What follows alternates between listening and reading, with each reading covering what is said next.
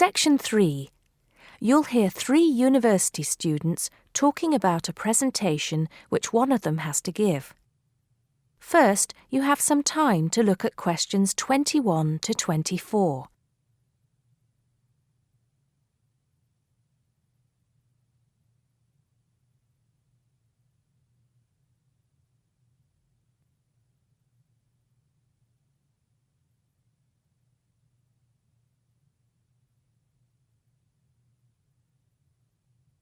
Now listen carefully and answer questions 21 to 24. Hi, Joe. Hi, Isabel. Hi, Paul. Oh, hi, Paul. I've heard you've been stressing out about your presentation on art. I am. Are you still going to talk about the different types of art? Yes. Well, I was planning to, but there's so much stuff on the subject that I'm finding it difficult to put it all into one short presentation. Huh. I usually have the opposite problem. There's nothing worse than going blank, forgetting your words in front of a group of people. Well, the problem is that I don't know how to organize what I want to say in the presentation. Well, you know everything there is to know about the subject. It's just a question of selecting what you want to talk about.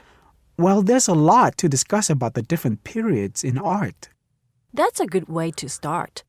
Then you can bring in how specific types of art were popular in each period. Yes, like how sculpture was popular in the classical period and paintings were popular in the Renaissance period. And how now a wide variety of media are used to create modern art.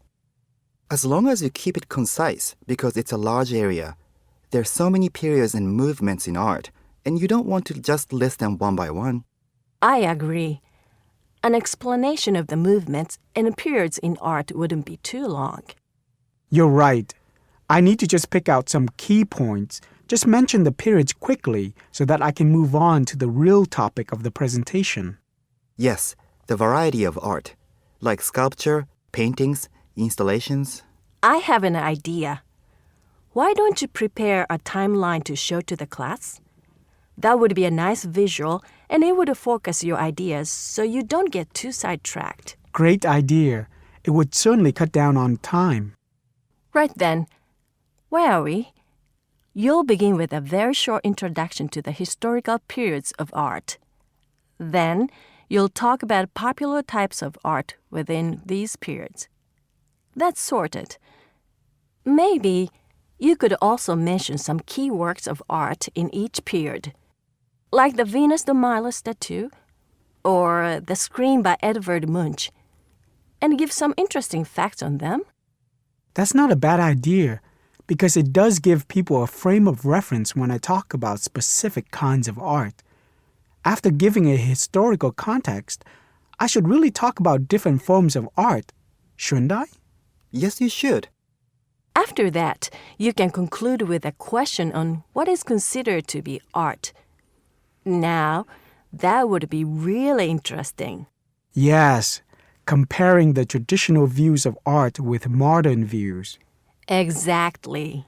I think I'll have a collection of pictures, including famous pieces of art from classic to modern, projected on the wall, like the Mona Lisa, and some pop art, and ask people whether they think it's art or not. Before you hear the rest of the conversation, you have some time to look at questions 25 to 30.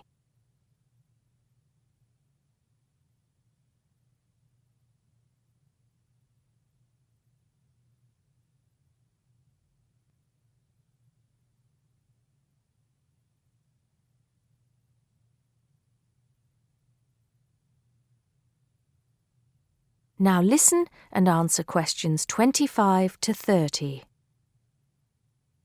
Showing some famous works and asking people what art is would certainly lead to discussion in the room. People's appreciation of art is so subjective, and it comes down to taste. That's what I'm hoping for, some disagreement to liven up the presentation. And you could stick in some really controversial ones like graffiti and modern art installations in between pieces of art that are universally accepted. like the work of the Renaissance painters. Sounds good to me. I have to say, I really don't understand some modern art myself. There was one recently that was just a pile of rubbish. It doesn't require much skill to create, does it? And what does it mean? There's no point to it. Actually, Joe, I like some modern art. It makes you look at the world in a different way. Artists now have the freedom to express themselves completely. Yes, but there is an idea now that anything can be art. I've heard of paintings being sold for large sums of money, which have been done by small children and animals. Now that's ridiculous. Oh, you could find one of those paintings and put it in your presentation, couldn't you, Paul? That would really be interesting. Well, Paul, what do you think? I like it. Just thinking. I'll need to do some more research to find pictures for the slideshow. Yes, we can help you, can't we, Joe? Of course. If you go to the fine art section of the library, I'm sure you'll find everything you need. Just ask the staff and they'll give you access to a slide bank of hundreds of famous works of art. And if you still can't find what you're looking for, use the library computers to go online. There are lots of images on the internet. Of course, you'll need to use a search engine like Google, but it's dead easy. Thanks, guys. I'm feeling much clearer about the project. Your ideas have been really useful. I think I should end with a quote of some kind by a famous artist. What do you think? That's a good idea. Now let's go to the library and see what they have. That is the end of section 3. You now have half a minute to check your answers.